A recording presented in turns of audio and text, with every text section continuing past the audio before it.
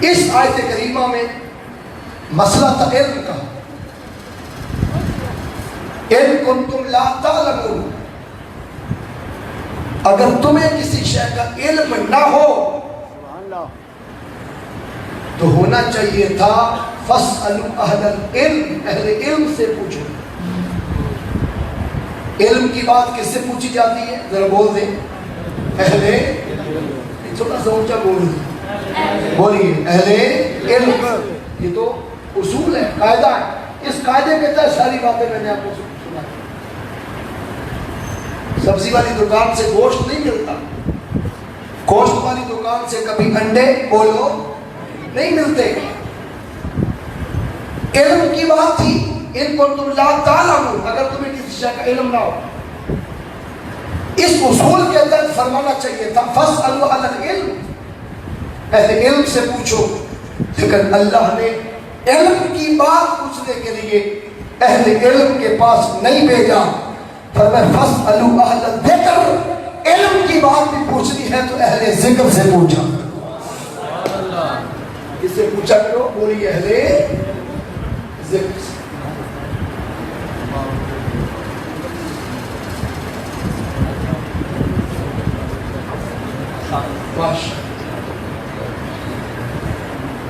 مقام سید قاسم رضا شاہ صاحب مدرسہ نوجوان کی عادت ہے سلام میں تشریف لائے، خوش آمدید۔ تو بات ہو رہی تھی کہ ہر سبجیکٹ کی اسپیشلٹی ہوتی ہے۔ آپ نے اسلامک اسٹڈیز کا کوئی کوشچن کرنا ہو تو آپ اس کے پاس چلے جائیں جس نے ایم ایس سی میتھمیٹکس کیا ہے، وہ کہے گا جس نے ہمیں اسلامیات کیا اس کے پاس جائیں، یہ میرا سبجیکٹ نہیں۔ آپ نے آنکھوں کی دوائی لینی ہو تو آپ اس کے پاس چلے جائیں جو جلد کا ماہر ہے، تو وہ کہے گا بھائی یہ میرا میٹر نہیں ہے۔ تو آپ نے دیکھا کہ اسی طرح کے ڈاکٹر کے پاس آپ جاتے ہیں، اسی سے ٹائم لیتے ہیں جس میں اس نے اسپیشلٹی حاصل کی۔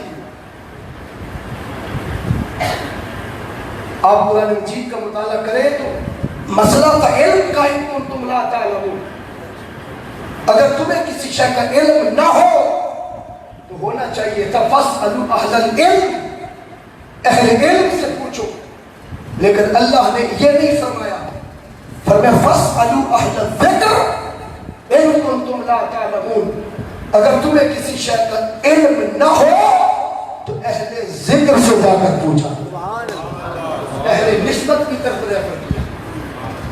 اب آپ کہیں کہ اللہ نے تو دنیا کے جتنا اصول اور قاعدہ تھا اس کے الٹ کر کو بات فرما دی۔ علم کی بات اہل علم سے پوچھنی تھی، ذکر کی بات اہل ذکر سے پوچھنا تھی۔ اللہ فرما رہا ہے علم کی بات بھی بولو اہل ذکر سے پوچھو۔ یہ قرآن مجید فرقان حمید کی آیت کریمہ کا تھیم ہے۔ اب آپ پوچھیں کہ اہل علم کے پاس کیوں نہیں بھیجا؟ اس لیے کہ اہل علم اپنے علم میں، علمیت میں جس بھی مرتبہ پر چلے جائیں وہ کسی نہ کسی مقام پر اہل شک میں رہتے ہیں، کیونکہ قرآن مجید کا فیصلہ ہے کہ ہر صاحب علم کے اوپر بھی کوئی صاحب علم ہے اور وہ نچلے صاحب علم کو مات دیتا ہے۔ آپ علوم کی ہسٹری اگر کھگا لیں، ایک دور تھا جب علم منطق عروج پر تھا، 450 سال اس کا راج رہا، پھر علم فلسفہ نے آ کر علم منطق کو مات دے دی، 550 سال علم فلسفہ نے اپنی جگہ بنائی، علم فلسفہ کو علم حکمت نے مات دی حضرت لقمان علیہ السلام کے دور۔ علم حکمت کو پھر جو سائنس آگے ترقی کرتی چلی گئی، پھر علم سائنس نے آگے بڑھ کر اس کو مات دی، اور علم سائنس نے پھر آگے کو کیٹیگریاں تھی۔ علم مشاہدہ تھا، انسان سوچتا تھا جو آنکھ دیکھتی ہے وہی درست ہے، ایک دور تھا، اور یہ دور میں بہت پرانا نہیں ہے، آج سے 15 سال 20 سال پہلے آپ نل سے ٹوٹی سے پانی پیتے تھے، اور اس کی چیکنگ کا طریقہ کیا تھا؟ آپ اپنی ہتھیلی پہ وہ پانی رکھتے تھے، آنکھ کہتی تھی میلا نہیں ہے۔ ایمانداری سے بتائیے ساری زندگی پیتے رہے ہو کہ نہیں پیتے رہے؟ بولیے نا۔ آپ نہر سے پانی چلو کرتے تھے، صاف ہے پی جاتے تھے، نل سے پانی نکالتے تھے، ہتھیلی پہ رکھتے تھے، پی جاتے تھے، کیونکہ ان میں مشاہدہ کا دور تھا۔ سائنس کہتی تھی کہ جو آنکھ دیکھتی ہے وہی درست ہے۔ پھر ایک وقت آیا، ایکسپیریمنٹ ہوا، تجربہ ہوا، تجربہ کرنے والوں نے اسی پانی کا جس کو آنکھ نے صحیح کہا تھا اس کا ایک قطرہ لے کر خوردبین کے نیچے رکھا، ہزاروں نہیں لاکھوں جراثیم اسے ایسے نظر آئے کہ جو انسان کی زندگی اور جان لیوا بن سکتے تھے۔ اس وجہ سے فلٹریشن پلانٹ آئے۔ آج بوڑھا بابا بھی فلٹر کے بغیر پانی نہیں پیتا، نازلے کے بغیر پانی نہیں لیتا، وہ بھی اپنے کندھوں پر وہ سنت تھی جو مشقیں اٹھانے کی وہ پوری ہو رہی ہے، اور لوگ اپنے کندھوں پر اٹھا اٹھا کے گھر لا رہے ہیں۔ حقیقت میں جب دین میں تجدید آتی ہے تو پھر نئے طریقے کے ساتھ سنت وہی زندہ ہوتی ہے۔ بہانہ کوئی بھی ہو شفاف پانی کا، مسجد کندھوں پر اٹھانے کی محمد کی سنت پوری ہو رہی ہے۔ سبحان اللہ۔ ذہن میں بات جو بھی آ جائے کہ یہ پانی صحیح نہیں رہا، میرے گھر کا پانی ٹھیک نہیں رہا، میرے دادے نے وہی پیا، میرے ابا نے وہی پیا، میرے پردادے نے وہی پیا، زندگی انہوں نے گزاری، انہیں کسی موت میں آ کے نہیں چھینا، وہ جلدی نہیں گئے، وہ تگڑے لوگ تھے، پانی یہی پیتے رہے۔ آج کوئی ٹوٹی کا پانی پینے کو تیار نہیں۔ دوستان سے انتشار، علم آگے بڑھتا ہے، پچھلے علم کو مات ہوتی ہے، پھر کوئی ابن سینا بنتا ہے، پھر کوئی رازی بنتا ہے، ابن الحیثم بنتا ہے۔ اگر اللہ فرما دیتا فاسألوا اہل العلم، اہل علم سے پوچھو، یہ بات میں نے پیچھے گفتگو جو ہوئی تھی اس میں نہیں کی۔ اگر یہ بات ہوتی کہ اہل علم سے پوچھو تو راضی کھڑا ہو جاتا یہ بات میری ہوئی ہے، ابن الحیثم کھڑا ہو جاتا یہ بات میری ہوئی ہے، ابن سینا کھڑا ہو جاتا بات میری ہوئی ہے، اس لیے اللہ نے میری طرف بھیجا ہے۔ اور اگر ایک جملہ سخت بول دوں تو ممکن تھا شیطان کھڑا ہو جاتا، کہتا میں بھی اہل علم میں سے ہوں۔ اللہ نے میری بات کی ہے، وہ اتنا بڑا اہل علم ہے آپ گھر سے کسی کو بتاتے بھی نہیں، نماز پڑھنے نکلتے ہیں اس کو پتہ چل جاتا ہے آپ کی نیت کا، آپ کدھر جا رہے ہیں۔ آپ نے آپ کی اماں کو نہیں پتا، ابے کو نہیں پتا، بہن بھائیوں کو کسی کو نہیں پتا آپ کہاں جا رہے ہیں۔ وہ رستے میں ٹی وی پر میچ لگوا دے گا، وہ رستے میں آپ کا کوئی بڑا لنگوٹیا دوست کھڑا کر دے گا، آپ اس کے پاس آئیں گے تو وہ آپ کو باتوں میں لگا لے گا، یا چھوڑو نماز کا بڑا وقت پڑا ہوا، آؤ ذرا ادھر چلتے ہیں، ادھر یہ ہو رہا ہے اور آپ کو بھٹکا دے گا۔ تو اس کے پاس اتنا علم ہے کہ آپ کے ارادے کو بھی جانتا ہے، وہ کھڑا ہو سکتا تھا کہ اللہ نے میری بات کی، اور اس کے علمی تکبر نہیں تو اسے جنت سے نکلوا۔ آج سوشل میڈیا پر یہ جتنا شور ہے، کوئی اس کو نہیں مانتا، کوئی اس کو نہیں مانتا، ادھر کتنے نکالنے کی کوشش کر رہے ہیں، ادھر نقش نکالنے کی، یہ علمی تکبر ہے جو انسان کو برباد کر رہا ہے۔ اس لیے اللہ نے جھگڑا کرنے والوں کے پاس نہیں بھیجا، ان فقیروں کے پاس بھیجا ہے جو سمندر علم کے پیکر کے ساتھ سمندر پیتے ہیں، فتویٰ نہیں دیتے، سمندر پیتے ہیں، لوگوں کو گمراہ نہیں کرتے، سمندر پیتے ہیں، فرقہ واریت نہیں پھیلاتے، سمندر پیتے ہیں، دہشت گردی کو ہلا نہیں دیتے۔ سانپ کا ٹنگ نہ دیکھو، مینڈک کا جگر دیکھو۔ سانپ نے وہ برتن چاٹا ہے جس کو مینڈک نے پیا ہے، لیکن مینڈک کاٹتا نہیں، پھرتا صبر کر کے آپ کے گھر میں بھی داخل ہو جاتا ہے، لیکن پرامن رہتا ہے، آپ کو کچھ نہیں کہتا، آپ ویسے ہی اس سے بے ڈرے، وہ الگ بات ہے، لیکن وہ کسی کو ڈر نہیں مارتا۔ سمندر بھی جگہ ہوتا ہے وہ پورا برتن زہر کا، لیکن جو اس کو چاٹ لے وہ ڈر مارتا پھرتا ہے۔ ایسے زبولی، ایسے سانپ، ان سے بچنے کی کوشش کریں، ان سے اپنی زندگیوں کو بچائیں۔ ماشاءاللہ آج سلام اکرام شیوائے سید عرفان شاہ صاحب دامن کرتے ہیں، ویلکم کرتے ہیں شیوا بھی دوستان عزیز شام. آپ نے دیکھا کہ علم نیا جدید علم پچھلے علم کو ماں دیتا ہے اور پچھلے علم کی رونق ختم کرتا ہے. یہ وجہ ہے کہ سائنس ترقی کرتی آگے جا رہی ہے. آج فزکس پڑھے، فزکس کے اندر علم روشنی کا ایک باب ہے، خالی ایک چیپٹر ہے. ابھی علم روشنی سبجیکٹ نہیں بنا، ایک چیپٹر ہے، ایک باب ہے.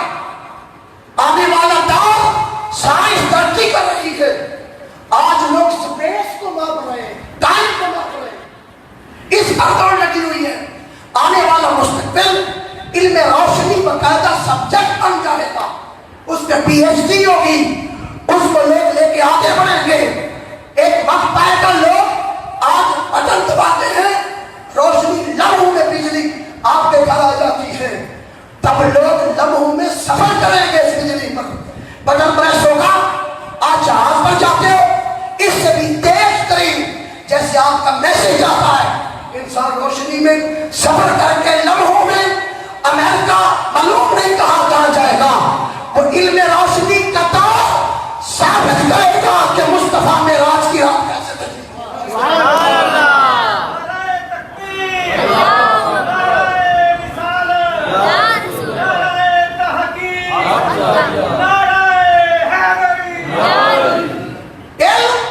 ترقی میں جس عروج پر، جس شربت پر، جس موڑ پر بھی جائے گا، وہ علم مڑ کے پیچھے دیکھے گا تو محمد کا قدم سے آگے کھڑا ہوگا، مصطفیٰ کا علم سے آگے کھڑا ہوگا صلی اللہ علیہ وسلم.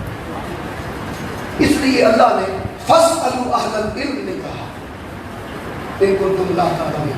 اگر تمہیں کسی شے کا علم نہ ہو تو یہ نہیں کہ اہل علم کے پاس جاؤ. اہل علم میں پھر کئی شیطان نے علم سے تو کام لیا تھا، یہ مٹی سے ہے میں آگ سے ہوں. مٹی نیچے گرتی ہے، آگ اوپر بلند ہوتی ہے، میں اسے سجدہ کیوں کروں؟ اس علمی تکبر نے اسے گمراہ کر دیا اور برباد کر دیا.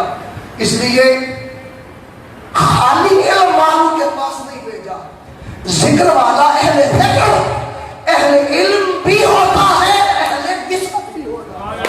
اللہ نے ان کے پاس بھیجا ہے کہ اہل نسبت، ان کے پاس جاؤ. اور ایک بنیادی فرق سن لیں، علم منطق میں ہم نے 4 نسبتیں پڑھی تھی، ان میں ایک نسبت عموم و خصوص کی تھی.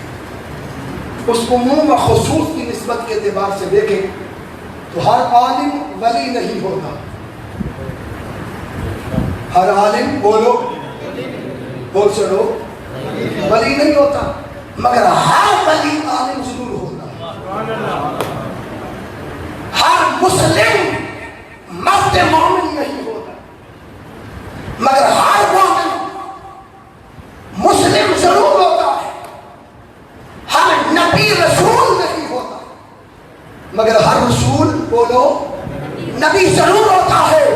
اسی اصول کے تحت ہر اہل علم اہل ذکر نہیں ہوتا، مگر ہر اہل ذکر اہل علم ضرور ہوتا. سبحان اللہ.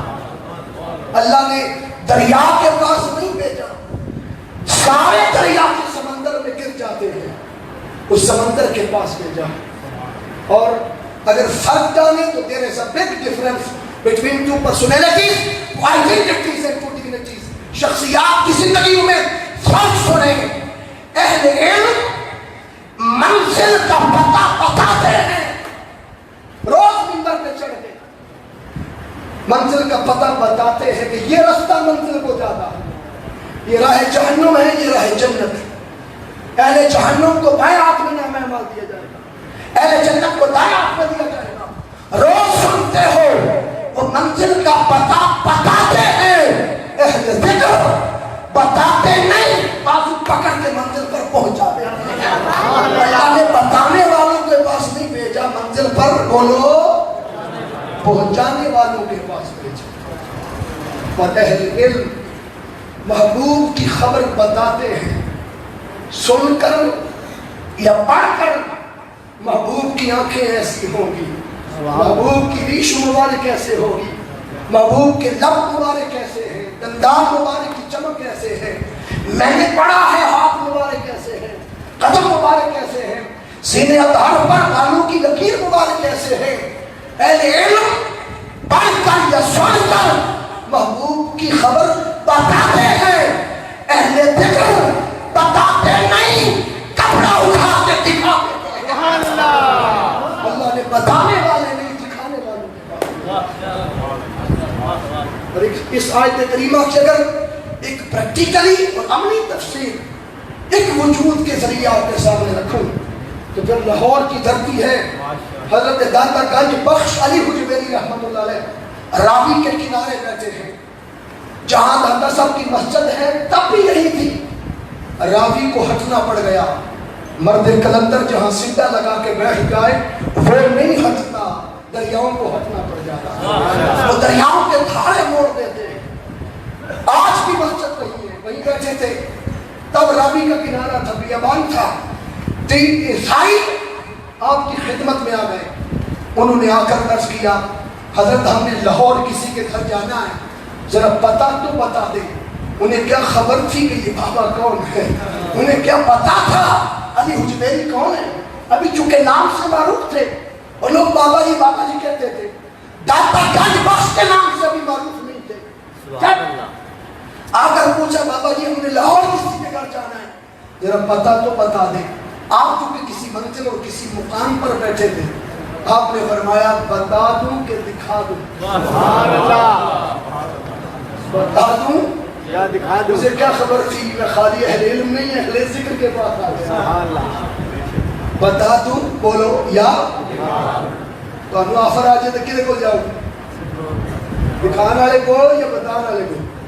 بولو تو صحیح نا، بولتے ہیں کوئی تو پھر دکھان والے کی دکھا فَاسْأَلُوا أَهْلَ الذِّكْرِ، اہل ذکر کے پاس جاؤ، ان سے پوچھو۔ تو لاہور کسی کے گھر جانا ہے، بابا جی نے فرمایا کہ بتا دوں کہ دکھا دوں؟ اب انہیں سمجھ آئی، عیسائی تھے مذہباً، انہیں یہ سمجھ آئی کہ شاید بابا جی ہمیں لاہوریوں والا پتہ نہیں بتانا چاہتے۔ لاہوریوں والا پتہ ہے کہ نہیں؟ جی نہیں پتا؟ لاہور جا کے پوچھ کے پھر آگے بتانا۔ شاہ صاحب بتا رہے این ہو کے این پھر وہ سیدھا جا کے پھر ہوتے واپس ہی آ رہے، نہ پہنچاتے ہیں نہ بتاتے، درست پتہ نہیں بتا۔ تو ان کو سمجھ آئی کہ بابا جی شاید ہمیں جا کر ہمارے ساتھ جا کر دروازہ ہمیں دکھا کر اتنا تکلف کر کے پھر واپس آ جائیں، ان کو یہ سینس سمجھ آئی، انہیں مان لی بات ٹھیک ہے بابا جی آپ دکھا دیں۔ آپ نے فرمایا ہم بندگان خدا یوں نہیں دکھاتے، پہلے سر کی آنکھیں بند کرو پھر دکھاتے۔ سبحان اللہ۔ انہوں نے کہا چنگے بابے نال پالا گیا، پہلا بابا جڑا اکھا بند کر کے دکھا۔ انہوں نے بزرگ سمجھ کر سوچا کہ شاید یہ ہمیں ایک سرپرائز دینا چاہتے ہیں، ساتھ لے جائیں گے، اچانک گھر آ جائے تو کہیں گے دروازہ کھول کے دیکھو، جیسے آپ کسی کو انعام گفٹ کریں تو سرپرائز دیتے ہیں، ابھی آنکھیں بند کرو، دے دیتے۔ ان کو یہ سمجھ آئی کیونکہ وہ مادی عقل پر سوچتے تھے، مذہبی عیسائیت کے مقام پر سوچتے تھے، اسلام کا نور، دین کی وہ فیض کی وہ طرف ان کے اندر ابھی پیدا نہیں ہوئی تھی، اس لیے وہ مادی عقل سے سوچتے تھے ہر معاملہ کہ شاید وہ ہمیں سسپینس میں رکھیں گے، اچانک یہ گفٹ دے دیں گے کہ وہ سامنے گھر آ گیا۔ انہوں نے کہا ٹھیک ہے بابا جی ہم آنکھیں بند کر لیتے ہیں۔ جو ہی انہوں نے آنکھیں بند کی آپ نے فرمایا شوف ہوگا محمد رسول اللہ، دل کی آنکھیں کھولو سامنے حضور مسکرا رہے ہیں۔ سبحان اللہ۔ مدینے پہنچا دیا، کچہری مصطفیٰ میں آ گئے، نگاہ اٹھائی تو چہرہ مصطفیٰ نصیب ہوا، جو ہی نگاہ چہرہ مصطفیٰ پہ پڑی زبان پہ کلمہ جاری ہو گیا۔ سبحان اللہ۔ جسے کافر بھی دیکھے تو قلب خود جاری ہو گیا۔ سبحان اللہ۔ تھوڑا سا خیال آیا کیسی آئے گی تیری، تھوڑی آنکھ کھول دے، تھوڑی کھول دے تو راوی کا کنارہ، بند کر دے تو مدینے کا کنارہ۔ سبحان اللہ۔ ایٹ لیسٹ کھول دی اور کہا بابا جی ہم نے تو لاہور کسی کے گھر جانا تھا، آپ نے تو ہمیں کہیں اور ہی پہنچا دیا۔ تصوف کی زندگی میں یہ جملہ داتا صاحب کا، تصوف کی حیات میں یہ جملہ اس زندگی کی بنیاد ہے۔ اس جملے پر بلی بلی بن جاتے ہیں. اور وہ جملہ یہ ہے، داتا گنج بخش علی حجویری رحمۃ اللہ علیہ سے پوچھا کہ ہم نے لاہور کسی کے گھر جانا تھا، آپ نے تو کہیں اور ہی پہنچا دیا. آپ نے فرمایا قسم ہے پیدا کرنے والے رب کی، جس دل سے مدینے والے کا گھر دیکھا ہے باقی سارے پتے بھلا داتا کی ٹھوکریں نہ کھایا کرو، ہر روڑی سے نہ کھایا کرو. اسے آواز کتا کہتے ہیں. ارے کتا بھی نسبت والا وہی ہے جس کے گلے میں عقیدے کا پتہ ہو. پتے والا ہر روڑی پہ منہ نہیں مارتا، تین گھنٹی بھوکا ہے، اپنے مالک کا انتظار کرتا ہے. بھوکے رہو، غریب رہو، مظلوم رہو، محکوم رہو، مجبور رہو، مگر اغیار کے طور پر ہاتھ نہ پھیلانا، نہ ضعیف ہو کر فان نہ بننا، بد عقیدہ نہ بننا. لاکھ لالچ ملے تجھے ویزا دیتے ہیں مت لینا، انتظار کرنا. ساری کائنات کو پالنے والے مصطفیٰ تجھے کیا نعرہ تکبیر، نعرہ رسالت، نعرہ رسالت، نعرہ تحقیق، حسینیت، حسینیت. پتہ مدینے والے کا کرے گا. داتا صاحب نے فرمایا کہ جب سے ہم نے یہ گھر دیکھا ہے باقی سارے پتے بھول گئے. سبحان اللہ، سبحان اللہ. ہم بھی سارے پتے بولا گئے، سارے پتے بھول گئے اور بلا دیے. اس پتے کا ہی تو پتہ ہے، اور یہی تو پتہ ہم لوگوں کو بتاتے ہیں اور دکھاتے ہیں. اس لیے عقیدہ اتنا ضروری ہے. میں نے یہ جملہ اس لیے بولا کہ آج لوگ عقیدوں سے بڑھ گئے. یہ سوشل میڈیا پر جتنا شور ہے، یہ بات عقیدگی کی طرف سے تمہیں میلا کر دیا. عقیدہ عقد اور عقد دونوں سے. عقد سے ہو تو جوڑنا، دین میں جوڑنے کو عقیدہ کہتے ہیں، بکھیرنے کو نہیں کہتے، جدا کرنے کو نہیں کہتے، فرقہ واریت کی ہوا دینے کو نہیں کہتے.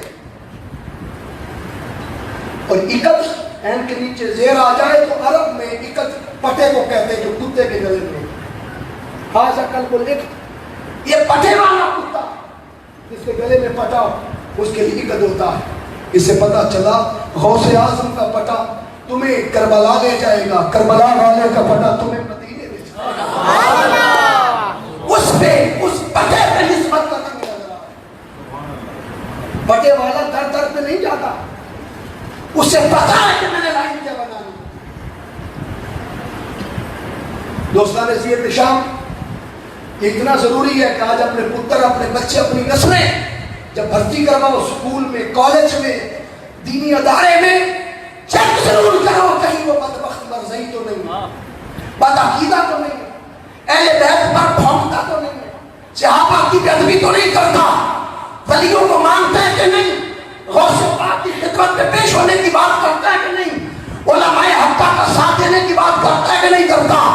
اگر بے ایمان ہے، بد عقیدہ ہے، اپنی نسلیں برباد نہ کرو. خون کا رشتہ اتنا قیمتی نہیں ہے جتنا عقیدے کا رشتہ قیمتی ہے.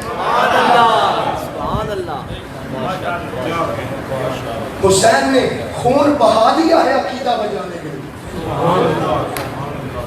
امام نے خون بہا دیا ہے عقیدہ بچانے کے لیے.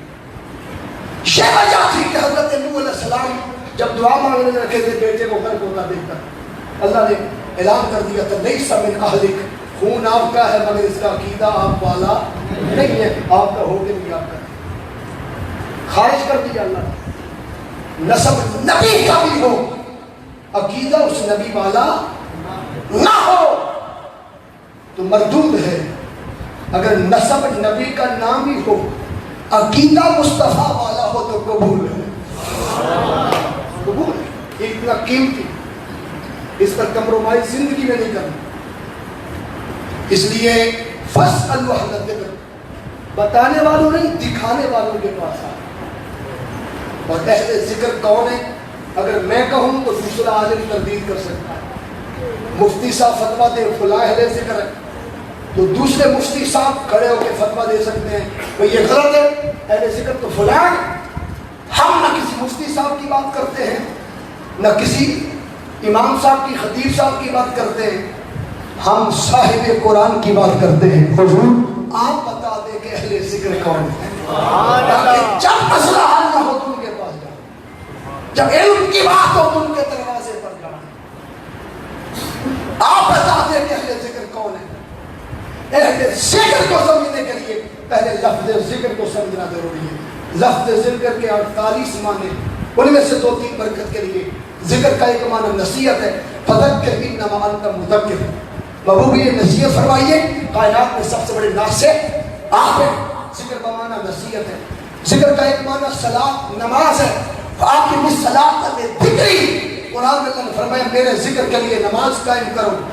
پھر ذکر کا معنی صلاۃ الجمعہ، یا ایھا الذین آمنوا اذا نودی للصلاۃ من یوم الجمعہ فاسعوا الی ذکر اللہ وذروا البیع، ایمان والو جب تمہیں جمعہ کے لیے آواز دی جائے تو اللہ کے ذکر کے لیے دوڑے دوڑے آیا کرو، یعنی نماز جمعہ کے لیے آ جایا کرو، کاروبار چھوڑ دو۔ اور ذکر کا آج کا مبدا، آج کا مقصود، آج کا مصدر، آج کی گفتگو کا محضر جو معنی ہے جس کی بنیاد پر آگے چلنا ہے، ذکر کا ایک معنی ہے قرآن۔ بولیے کیا ہے؟ قرآن مجید۔ اللہ نے فرمایا وَمَوْعِظَةٌ وَذِكْرَىٰ لِلْمُؤْمِنِينَ، 55 قرآن کے ناموں میں سے مومنین کے لیے ذکر ہے کہ فرمایا إِنْ هُوَ إِلَّا ذِكْرٌ لِلْعَالَمِينَ، یہ قرآن سارے جہانوں کے لیے ذکر ہے۔ اور کئی کلیئر کٹ فرما دیا اِنَّا نَحْنُ نَزَّلْنَا الذِّكْرَ وَإِنَّا لَهُ لَحَافِظُونَ، ہم نے اس ذکر کو نازل کیا۔ اب آپ بتا دیں کون سا ذکر؟ قرآن پاک، اور اس ذکر کے محافظ ہیں کون سے ذکر کے؟ بولو قرآن مجید کے۔ جب ذکر کا معنی قرآن ہوگا، حضرت عبداللہ ابن عباس رضی اللہ تعالیٰ عنہ فَاسْأَلُوا أَهْلَ الذِّكْرِ میں ذکر کی جگہ عربی تفسیر میں لفظ قرآن اس کا معنی رکھتے ہوئے فرماتے ہیں اَيْ فَاسْأَلُوا أَهْلَ الْقُرْآنِ إِن كُنتُمْ لَا تَعْلَمُونَ، اگر تمہیں کسی شے کا علم نہ ہو جاؤ جو اہل قرآن ہو گئے۔ اہل ذکر ہیں یعنی بولو اہل، بولتے سنو اہل قرآن۔ آقا اہل قرآن کون ہے؟ اب مسئلہ حل ہو گیا۔ تاجدار کائنات نے فرمایا القرآن مع اہل بیتی و اہل بیتی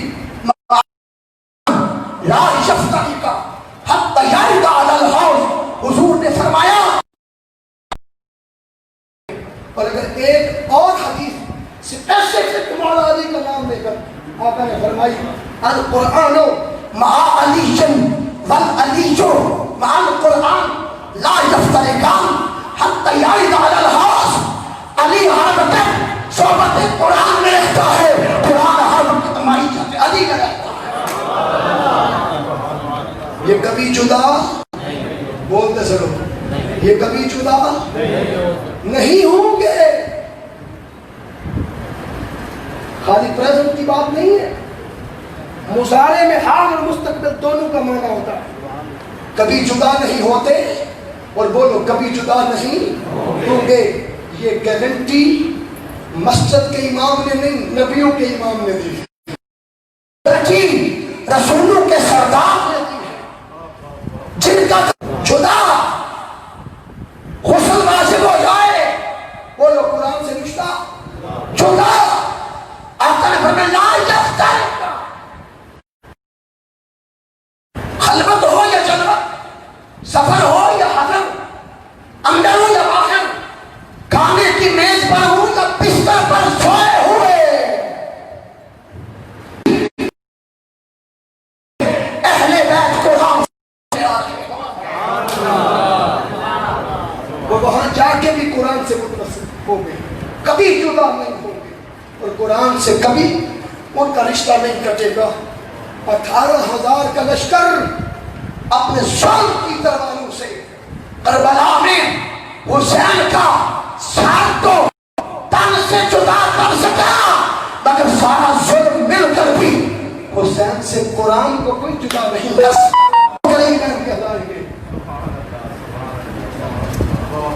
میرا پتر حسن ہوئے نہ تو حسین ہوئے حسنین نہیں کہہ سکتے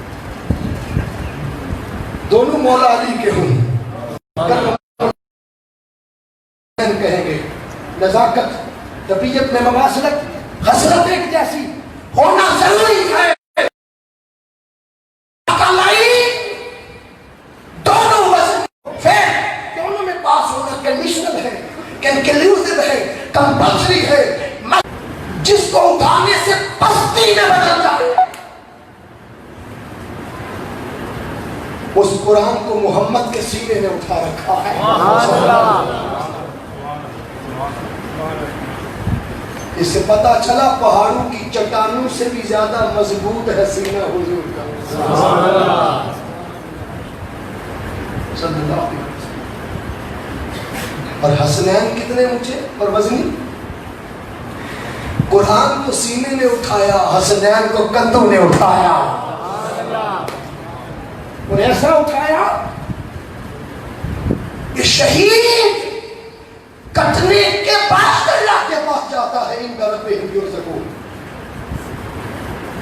وہ عرش پر پہنچا کٹنے کے بعد حسنین تو مدینے کی گلیوں میں جب نانا کے کندھوں پر کھیلتے تھے لوگ دیکھتے تھے مدینے میں ہیں خدا کی قسم وہ خدا کے عرش کے پاس ہوتا ان کا پھریرا ان کی نگاہ کو دیکھتی تھی یہ وجہ تھی کہ مولا کائنات حضرت علی المرتضیٰ شیر خدا کرم اللہ وجہ الکریم جب آقا نے کہا کعبے کے بت گرا دو پوچھا علی ہاتھ کو نہیں عرض کیا آقا خدا کے عرش تک نہیں گئے ارے جنہیں ایک بار کندھے ملے وہ تو خدا کے عرش تک پہنچے حسنین تو روز کندھوں پہ چل کے مدینے کی گلیوں میں خدا کے عرش پر جاتے تھے اور شہیدوں کو کٹنے کے بعد ان ربہم کا مقام مل رہا ہے حسنین تو نانا کے ان ربہم ہوتے تھے اور مجلس الوہیت میں ہوتے تھے اور بارگاہ وحدانیت میں ہوتے تھے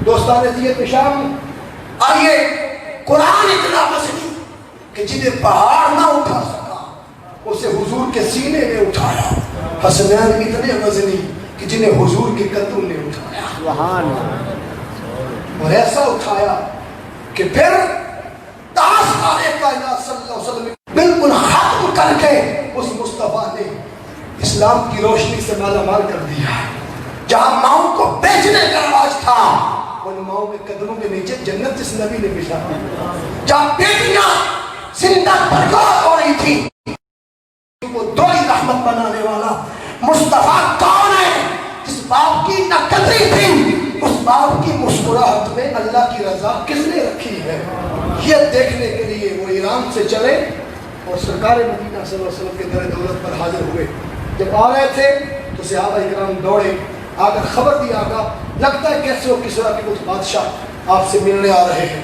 آقا نے حسنین کو اس وقت کندھوں پہ اٹھایا میرا خیال قدموں سے بھی آشنا ہے میرے آقا نے بھانپ لیا آقا نے فرمایا میرے غلاموں دنیا کے بادشاہوں کی خاطر میں کائنات کے بادشاہوں کو نیچے کیوں اتارتا میں جنت کے سرداروں کو نیچے کیوں اتارتا آتے ہیں تو آنے اور مدینہ پاک کی دھرتی پر کچی مٹی پر کھیل کر حسنین آتے ننگے پاک میرے علم میں وہ فرد اضافہ کر دے جس نے ایسی کوئی روایت پڑھی ہو یا کوئی حدیث نظر سے گزری ہو کوئی ضعیف غریب بھی گزری ہو تواتر مرسل مشہور نہ صحیح صحیح متفق علیہ نہ صحیح کوئی ضعیف اور غریب بھی گزری ہو کہ میرے آقا نے کبھی حسنین کے قدم جھاڑ کے گود میں اٹھایا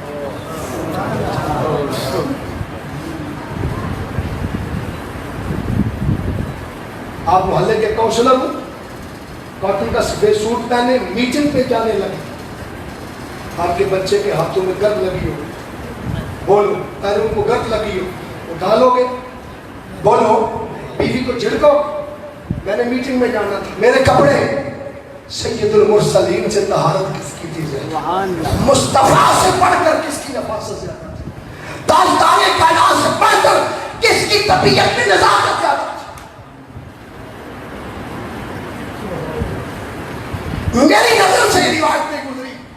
کہ حسنین قریبین آتے تھے اور مدینے کی کچی مٹی پر حضرت عبداللہ سے کبھی کھیلتے تھے، کبھی کسی شہزادے سے ننگے پاؤں کچی مٹی پر کھیل کر حسنین آتے، اور آقا نے کبھی قدم مبارک کی مٹی جھاڑ کر بٹھایا ہو۔ ایک ہی ریزن نظر آتا ہے، اور سب بھی کئیوں کے پاس ہوں گے، لیکن اس مجلس کی نظر ایک ہی سبب حاضرین محترم ایک ہی نظر آتا ہے کہ حسین کربلا کے دن جب آپ دیگزار کربلا پر پڑے ہوں گے، آپ کے چہرے کی مٹی جھاڑنے والا کوئی نہیں۔ نانا اس دن کے سارے شوق آپ کے بچپن میں پورے کر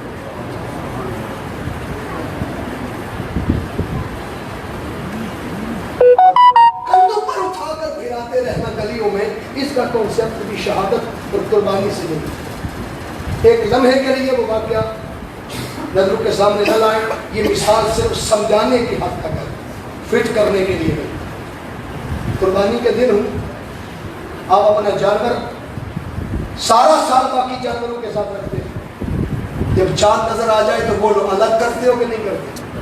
بولو اس کو الگ اہتمام کرتے ہو کہ نہیں؟ الگ کھانا کھلاتے ہو، الگ پلاتے ہو، اسے نہلاتے ہو، اس کو رنگ لگاتے ہو، رنگ لگا کے آخری 10 دنوں میں اپنے بچوں کو غبارے باندھ کے کیوں پکڑاتے ہو ہاتھ میں؟ بولو کہاں لے جائیں؟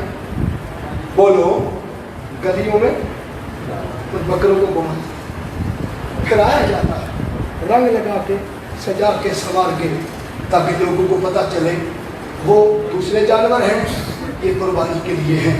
بلا تشبیہ بلا مثال، اللہ کی عزت کی قسم ایک ہی بات ذہن کی تختی پر عکس کرتی ہے، اور وہ یہ ہے حسنین کو کندھوں پر اونچا کر کر کے حضور دکھا رہے تھے، بھول نہ جانا لوگوں، یہ ہے جنہیں قربانی کے لیے تیار کیا جا رہا ہے۔ سبحان اللہ، یہ نہ کہنا ہمیں خبر نہ ہوئی، یہ نہ کہنا ہمیں پتہ نہیں چلا،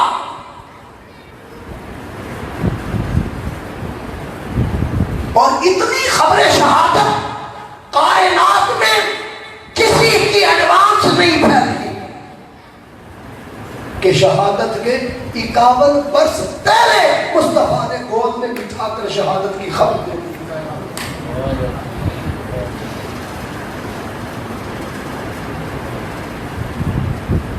ام المومنین حضرت عائشہ صدیقہ رضی اللہ تعالی عنہا فرماتی ہے، آدھی رات کا وقت تھا، میرے سرکار اچانک آدھی رات کو اٹھ کے بستر پر بیٹھ گئے اور زانوں کا حضور نے رونا شروع کر دیا۔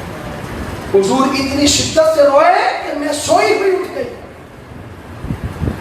جب میں اٹھ کے بیٹھی تو میں نے سرکار کا رونا سنا، تو میرے خیال میں آیا کہ کہیں امت کی پکڑ کی کوئی بات نہ آ گئی ہو رہی۔ سرکار امت کے غم میں رو پڑے، اکثر روتے تھے امت کے غم میں، آج بھی ایسا ماجرا نہ ہو گیا، لیکن آج انفرادیت رونے میں یہ تھی۔ فرماتی ہے میں نے آگے بڑھ کر سرکار کو لیٹا دیا، آقا تھوڑی دیر لیٹے، پھر اٹھ کے بیٹھ گئے اور پھر رونا شروع کر دیا، پھر میں اٹھی پھر لیٹا دیا، پھر سرکار اٹھے رونا شروع کر دیا۔ جب تیسری بار ہوئی تو میں نے پوچھا میرے سرکار، میرے لجپال، آج کا رونا کچھ انوکھا ہے، آج تسلی سے بھی چپ نہیں کر رہے، ہوا کیا؟ حضور نے فرمایا عائشہ ساری رات مجھے جبرائیل نے سونے نہیں دیے، اور آ کر کہا اخبرنی جبرائیل ان ابن الحسین یقتل بعدی بارض یقال لها کربلا۔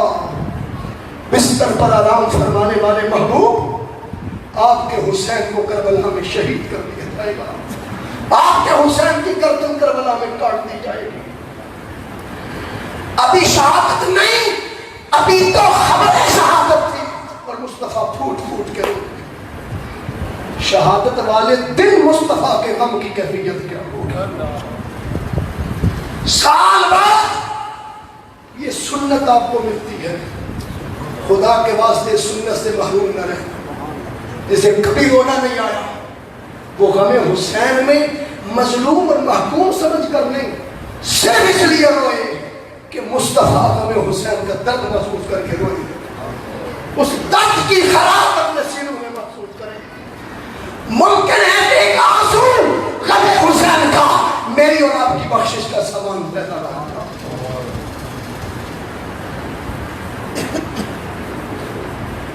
جب حضور اٹھے اور آقا نے جا کر سیدہ زہرا سلام اللہ علیہا کے گھر شہزادوں کو اٹھایا اور اپنے سینے کے ساتھ لگا دیا اور لگا کر سوئے ہوئے شہزادے باہر لان میں لے آئے۔ آقا گھومتے رہے، آدھی رات سے زیادہ وقت ہے۔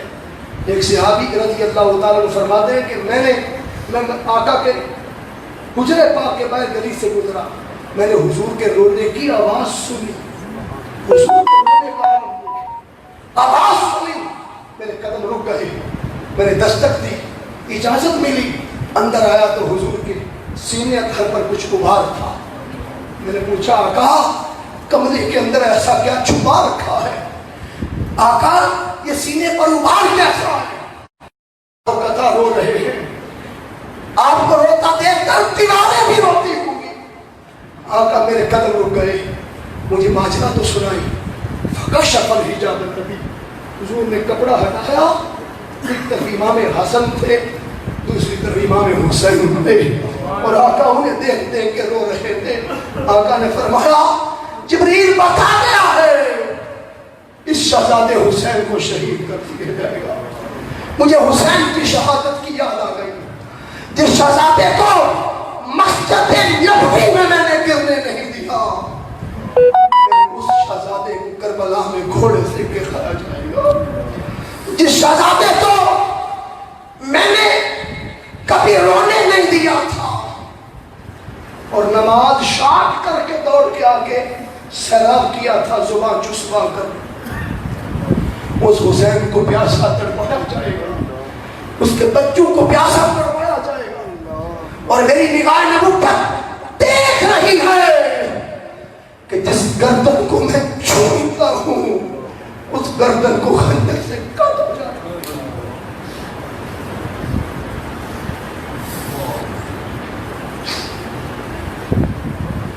ہے کوئی 56.5 برس کا بعد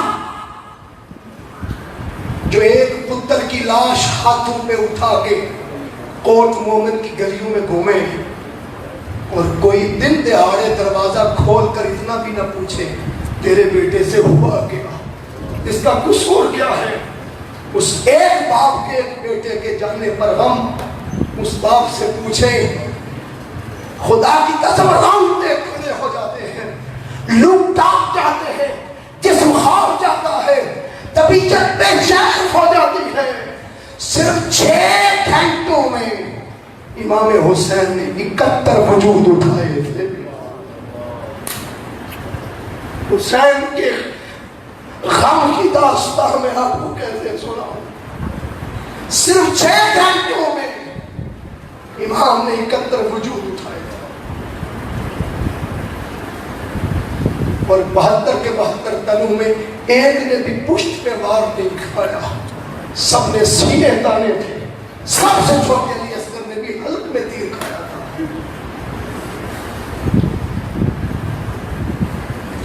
اور ان 71 وجودوں میں جب امام علی اکبر کو اٹھانے گئے، ہم شکل رسول، شبیہ رسول جس کو بھیجنے لگے تھے،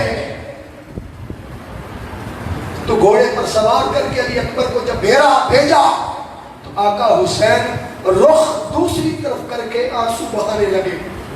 علی اکبر اتر کے نیچے آ گئے، کہا بابا بڑے شہزادے گئے، آپ اتنا پھوٹ کے نہیں روئے۔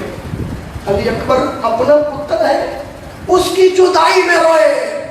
کہا شہزادے حسین اتنا کمزور نہیں کہ خالی پتر کی جدائی میں روئے، مجھے ایک یاد نے رولا دیا، اور وہ یاد یہ ہے کہ تو ہم شکل مصطفیٰ، تو شبیہ رسول ہے۔ جب تیرے سینے میں نیزہ لگے گا تو مجھے علم نشرح کا سینہ یاد آئے گا، جب تیری زلفوں میں کربلا کی خاک پڑے گی تو مجھے واللیل کی زلفیں یاد آئیں گی، جب تیرے رخسار زخمی ہوں گے مجھے بددعا کا مکھڑا زخمی نظر آئے گا، تجھے دیکھ کر حسین چاہتا ہے، اے میرے دل کا چین، اے میرے دل کا سکون، جا تجھے نام مولا قربان کرنے کا اعلان کرتا ہوں۔ ابن عساکر کہتے ہیں 56 برس 5 ماہ 5 دن کی عمر طیبہ کے باوجود آقا حسین کے سارے بال مبارک کالے تھے۔ علی اکبر کی جب برچھی کھینچی، خون کی فوار نکلی، ہتھیلی میں رکھ کے فضا میں خون لہرا دی اور عرض کیا مولا ہم شکل رسول بھی تجھے دے دیا ہے، اب تو میرے نانا کی امت کی بخشش کر دے۔ اپنے بچوں کا خون دے کر ہماری بخشش کا اہتمام کرنے والے حسین ندیاں خون کی بہا دی، اور ہم آج اتنے بے درد ہیں ایک آنسو بھی نذرانہ پیش نہیں کر سکتے۔ آقا کی حدیث حضور نے فرمایا جسے رونا نہ آئے اور رونے والی شکل ہی بنا دے اللہ کو اس میں بھی ترس آ جاتا ہے۔ آج اس خیرات سے کوئی محروم نہ جائے۔ حضور جماعت کروا رہے ہیں اور حسنین کے رونے کی آواز آئی، حضور نے قیام چھوٹا کر دیا، رکوع محدود کر دیا، سجدہ چھوٹا کر دیا، جلدی سلام پھر کے گھر پہنچے۔ حسنین کو زبان اقدس چسوا کے کہا بیٹی زہرا حسنین کو رلایا نہ کر، مجھے اللہ کی نماز بھی ان کے لیے چھوٹی کرنے کی گا، میں اللہ کی عزت کی قسم کھا کے آپ کے سامنے یہ کہہ رہا ہوں۔ لوگوں کو حسین کے وضو کا خطرہ پڑا ہوا ہے، لوگوں کو حسین کے غسل کا خطرہ پڑا ہوا ہے، اور امام کی نماز کا مسئلہ نظر آ رہا ہے۔ جہنم میں جائیں ایسی نمازیں جن میں اہل بیت کی محبت شامل نہ ہو، جس میں نبی کی آل کی مبتن شامل نہ ہو۔ ہم نے ایسی نمازیں کیا کرنی ہے؟ ایک جملہ سنو، اللہ کے نبی نے اگر کسی کے لیے نماز چھوٹی کی ہے تو وہ بھی حسین ہے، جس کے لیے لمبی کی ہے وہ بھی حسین ہے۔ مولوی صاحب آپ کی نماز کو کیا کریں؟ ہم تو مستحب لقد کان لکم فی رسول اللہ اسوۃ حسنہ، ہمارے لیے نمونہ تو حضور ہے۔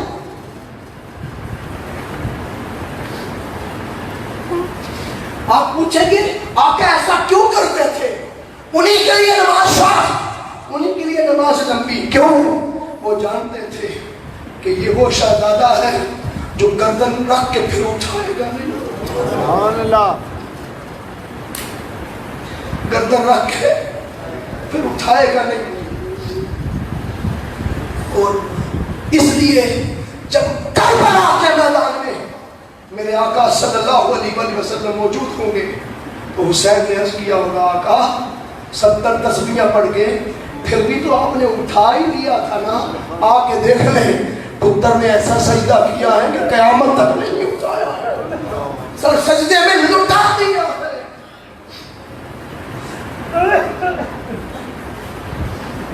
علی اکبر کو جب اٹھایا تڑپتے دیکھا، روح پرواز ہوتے دیکھا تو خدا کی قسم امام حسین کے ایک لمحے میں سارے بال سفید ہو گئے۔ کتنی عمر لگتی ہے چاندی آنے میں، حسین ماں تیری زندگی سے زیادہ غموں سے بھرا، ایک لمحے میں سارے بال سفید ہو گئے۔ جس کی آنکھ نہیں برسی وہ رہ نہیں سکے گی۔ امام شہزادے علی اکبر کو جب لپیٹ کر سفید کپڑے میں لا رہے تھے تو حسین کی 4 سالہ بیٹی سیدہ سکینہ خیمے میں بابا کو ڈھونڈ، آپ بھی بیٹیوں والے ہیں، اور یاد کرو جب آپ کی 4 سالہ بیٹی نے آپ کے لیے دروازہ کھولا تھا اور اس نے کہا تھا ماما میرے بابا آ گئے اور میرے لیے سلامی لے کے آئے ہیں، حسین کی بھی لاڈلی ہے۔ سیدہ زینب سلام اللہ علیہ نے دلاسا دیا شہزادی سکینہ اتنی بے چین نہ ہو، بابا تیرے لیے پانی لینے گئے ہوں گے۔ دلاسا تو دے دیا، سکینہ پھر بھی بے چین ہے، خیمے سے دوڑ نکل گئی اور جا کر سامنے دیکھا گردہ اڑا ہوا تھا، اس گرد کے پیچھے امام حسین آ رہے تھے۔ علی اکبر کو اٹھا کر بال سفید ہو گئے تھے، سکینہ تو کالے بالوں والے بابا کو پہچانتی تھی، خیمے کی طرف رک کر کے اونچی آواز میں کہتی ہے پھوپھی زینب دوڑ کے باہر نکلے، کوئی بوڑھا بابا ہمارے خیمے کی طرف، جب کوئی بوڑھا بابا کی آواز امام حسین نے سنی، آنکھ پر اٹھی، کہا شہزادی میرے بال کیا سفید ہو گئے کہ تو نے بابا کو پہچاننے سے نہیں انکار کر رہی۔ سیدہ زینب نے چوم کے اٹھا کے کہا سکینہ جسے کوئی کہتے ہو کوئی نہیں، تیرے اپنے بابا حسین ہے، علی اکبر کی جوانی نے حسین کو بوڑھا کر دیا، علی اکبر کی جوانی نے حسین کو بوڑھا کر دیا۔ سیدہ سکینہ آگے بڑھی کہ سفید چادر میں کیا ہے؟ انہیں تو پتا تھا مشق پانی کا سنا ہے، کہ بابا میرے لیے پانی لائے ہوں گے۔ فکشف الحجاب الحسین، امام نے کپڑا ہٹایا تو خون سے بتھڑا ہوا علی اکبر کا وجود دیکھ کر سیدہ سکینہ اپنے بھائی سے لپٹ گئی، اور لپٹ کر کہتی ہیں ابھی تو آپ نے تھوڑی دیر پہلے کندھوں کے لوریاں دینے کا وعدہ کیا تھا۔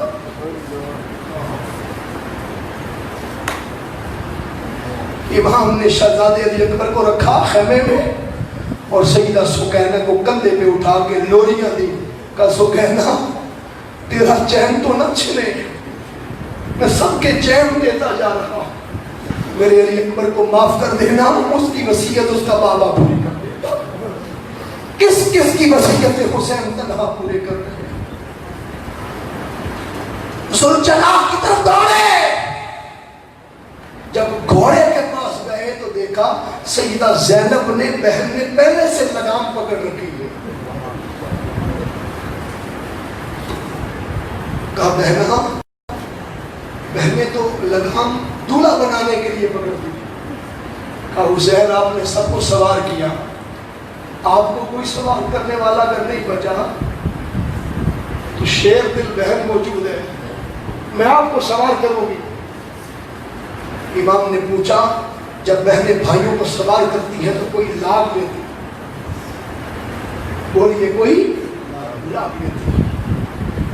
واقعہ اور قصص، یہ قرآن مجید کی ادا ہے، سورۃ القصص پڑھ کے دیکھیں، اور اسماعیل علیہ السلام کی قربانی کے تذکرے پڑھے، جبین کے پل لٹایا، جس سمت کیا، چوری کیسے چلائی، کیسے کیسے لائے، مگر ایک جملہ سن لیں،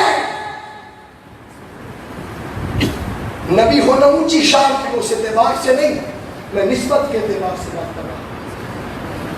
نسبت ابراہیمی ہو کہ ابراہیم علیہ السلام حضرت ہاجرہ ماں سے بیٹے کو لاتے ہوئے شہادت نہیں بتاتے، دعوت بتاتے ہیں، دعوت بتا کے پتر لانا ماں سے اور بات ہے، مگر اونو محمد کو شہادت کے نام پر کنگھی پھیر کے بھیجنا یہ سیدہ زینب کا کام ہے،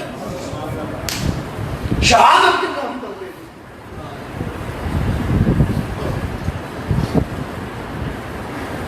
ادھر چھری باپ کے ہاتھ میں تھی، باپ سے بچنے کی بیٹے کو امید ہوتی ہے، لیکن دشمن کے خنجر سے بچنے کی امید ایک ذرہ بھی نہیں ہوتی، اس امید نے اسے بچایا تھا۔ میں پھر بتا دوں نبی ہونا ان کے ڈیزگنیشن اونچا ہے، لیکن ادھر نسبت محمدی ہے صلی اللہ علیہ وسلم۔ اور آپ کا نے ایک دن فرمایا علی حسنین تیرے نہیں، حسنین میرے بیٹے ہیں۔ سبحان اللہ۔ حضرت علی مسکرا کے عرض کرتے ہیں تصدق کرے یا رسول اللہ، آقا آپ نے سچ فرمایا۔ حضور نے فرمایا آدم سے لے کر قیامت تک ہر کسی کا نسب مرد سے چلے گا، تنہا میرا نسب میری بیٹی فاطمہ سے چلے گا۔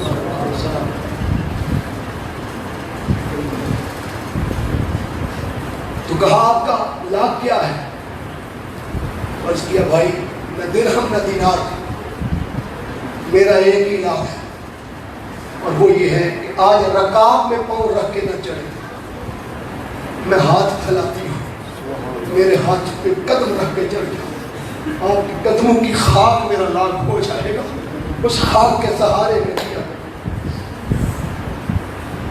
امام سوال ہوئے گھوڑے کی لگام کھینچی، ابن عساکر کہتے ہیں گھوڑا آگے نہیں چلا،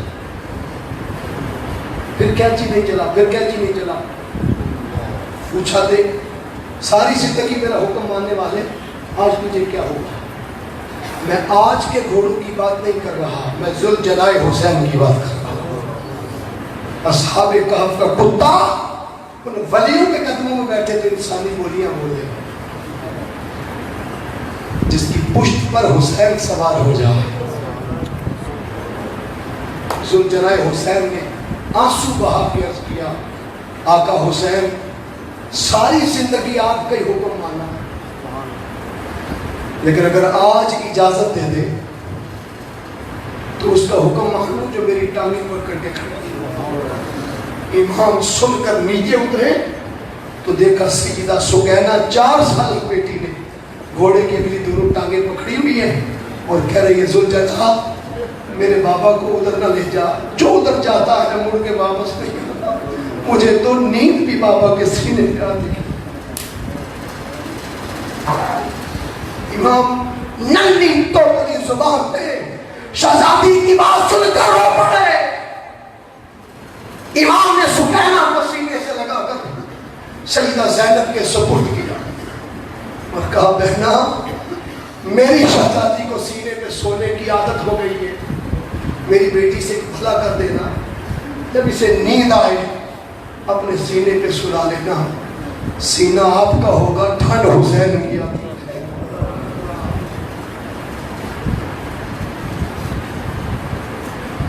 امام یہ کہہ کر گھوڑے پر سوار ہو کے چلے. سیدہ زینب سلام اللہ علیہ نے پھر آواز دے دی یا حسین گر جائے لیا، ایک مرتبہ لوٹ کر میری ایک اور بات سن جا. امام نے کہا نانا حوض کوثر پر بلا رہے اور بہن واپس بلا رہی. واپس مڑے کہا آخری بات نکل لو کہیں میری بہن کے دل میں کوئی خیال نہ رہے. کہا ایک بیٹی کو دلاسا دے گئے ہیں اور جب 70 اونٹوں پر آنے والا قافلہ صرف 3 اونٹوں پر واپس جائے گا. آپ کی ایک بیٹی مدینہ کی گلیوں کی نکروں میں ایڑیاں اٹھا کے قافلے میں سیدہ سغرا کو کیا جواب دوں گی جب وہ مجھے جھنجھوڑ کے بازو پکڑ کے پوچھے گی پھوپھی میرا معصوم بھائی علی اصغر کے قابل میں حلق میں تیر کا نام لوں گی تو سغرا پہ کیا دیں گے؟ ہم شکر رسول میرا بھائی علی اکبر کہاں ہے؟ میرا مستقبل قاسم میرا عظم کہاں ہے؟ میرے بابا حسین کہاں؟ میرے پاس دلاسا دینے کا کوئی لفظ نہیں ہوگا. امام نے ریت کی مٹھی بھر کے سیدہ زینب کی ہتھیلی میں رکھ کے کہا میری سغرا کو کہہ دینا تیرے بابا کے پاس سوائے کربلا کی خاک کے کچھ نہیں بچا اور نانا بھی یہی خاک یہاں سے لے کر گئے.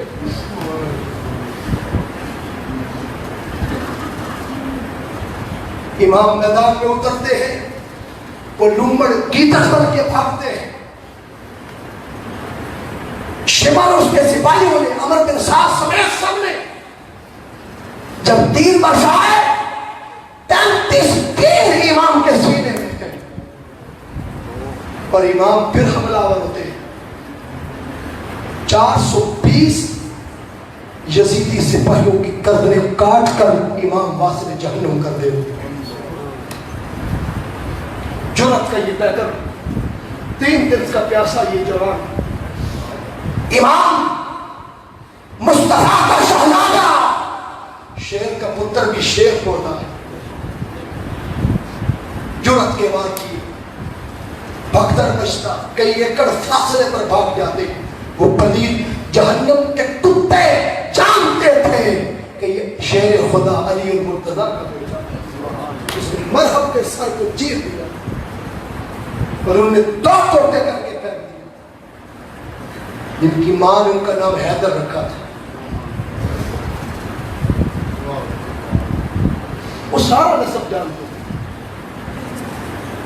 ایٹ لیسٹ کام جمعہ کا دن تھا، ظہر کی نماز کا وقت جب ہوا تو چونکہ ظہر ہی پڑھی جا سکتی 2 رکعت کثر نیت کرنا. اپنے وضو کی فکر کیجیے، امام کے وضو کی فکر نہ کیجیے، ان کا ٹوٹا ہو تو بات کرو، ٹوٹا تو کبھی ٹوٹا ہی نہیں۔ سیدنا فاروق اعظم رضی اللہ تعالیٰ فرماتے ہیں کہ اللہ نے 17 نعمتیں ایسی اتاری ہیں جن میں روئے زمین پر مولا علی کے سوا کسی کو شامل نہیں کی، ان میں سے 3 مجھے مل جاتی، عمر بک جاتا، وہ 3 خرید لیتا، لیکن پھر بھی وہ میرا نصیب نہیں۔ نمبر 1، خیبر کی فتح کا جھنڈا صرف مصطفیٰ نے مولا علی کو عطا صلی اللہ علیہ وسلم۔ سیدات النساء الجنہ حضرت فاطمہ الزہرا سلام اللہ علیہا آسمانوں سے صرف مولا علی کے لیے اتری تھی۔ اور نمبر 3، وضو والے سنیں، حالت جنابت میں جب بندہ پلید ہو جاتا اس حال میں بھی حضور نے فرمایا علی جنابت تمہیں پلید نہیں کرے گی، بغیر غسل کیے آپ بھی مسجد نبوی میں آ سکتے ہیں، میں مصطفیٰ بھی آ سکتا ہوں۔ جن کے لیے غسل جنابت مانا نہ رکھتا ہو، کربلا میں تو تیمم تھا، پھر حسین کا ٹوٹا کہاں تھا؟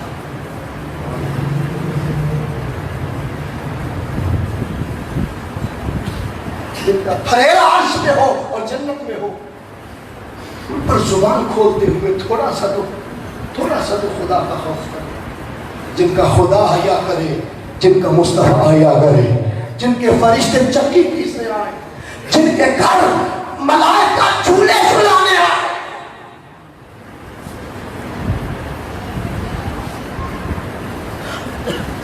ایٹ لیسٹ امام حسین علیہ السلام نے جب نمازیت فرمائی، سر سجدے میں رکھا، شمر اور اس کا ایک سپاہی آگے بڑھا، انہیں امام کی گردن پر خنجر رکھ دیا۔ امام نے پہلے پوچھا تھا کہ اپنا سینے سے کپڑا ہٹا، میرے نانا نے میرے قاتل کی بھی نشانی مجھے بتائی تھی، برس کا سفید نشان سینے پر تھا، امام نے بتا دیا تھا تو ہی میرا قاتل ہے۔ جو قاتل کو بھی جانے انہیں اپنی شہادت کی خبر نہیں تھی، جن کو گول میں بٹھا کر حضور بار پر شہادت کی باتیں فرماتے ہیں۔ جب خنجر چلا تو پہلی بوند خون کی نکلی۔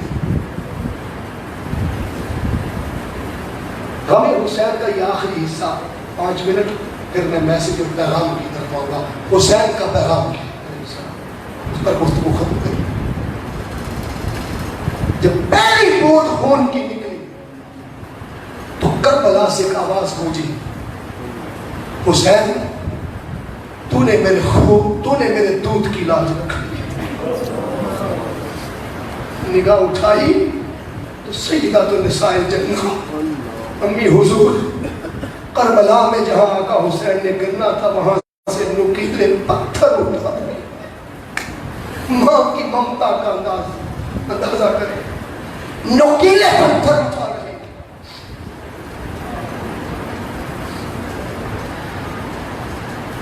جب خنجر تھوڑا آگے چلا، خون فوار بن کے نکلا، ایک دوسری آواز گونجی، حسین تو نے میرے خون کی لاج رکھ لی ہے۔ نگاہ اٹھائی تو بابا علی المرتضیٰ شیر خدا کرم اللہ وجہ الکریم کی ریش مبارک بھیگی ہوئی ہے، وہی غم حسین، شہادت حسین کا نظارہ کر کے رو رہے تھے۔ امام نے فرمایا بابا آ کر دیکھ لیں، جہاں آپ نے نشان لگائے تھے کوئی شہزادہ باہر تو نہیں ہے۔ یہ سن کر مولا علی پر رنگت طاری ہو گئی۔ جب گردن کٹ گئی، ایک تیسری آواز گونجی جس نے آسمان زمین کو لرزا کے رکھ دیا۔ وہ آواز یہ تھی، حسین تو نے نانا کے کندھوں کی لوڑیوں کی لاج رکھ لی۔ نگاہ اٹھائی تو نانا مصطفیٰ بھی کھڑے ہو کے پاس رو رہے تھے، اور آقا حسین کہہ رہے تھے نانا جہاں آپ نے ایک پتر حسین پہ مارا تھا، آپ کے گلنے حسین نے کتنے پتر نبی کے دین پر قربان کر دیے۔ سن کر حضور رو رہے۔ ام المومنین حضرت ام سلمہ رضی اللہ تعالیٰ فرماتی ہیں میں کیلولا کے لیے سوئی ہوئی تھی، میں نے دیکھا حضور کے خواب میں دیکھا آقا رو رہے ہیں اور آپ کے بالوں مبارک پہ گرد ہے. میں یہ نظارہ کر کے رو پڑی. فستئی کے اچانک میں اٹھا. میں نے پوچھا میرے سرکار جس جسم پہ کبھی مکھی نہیں بیٹھی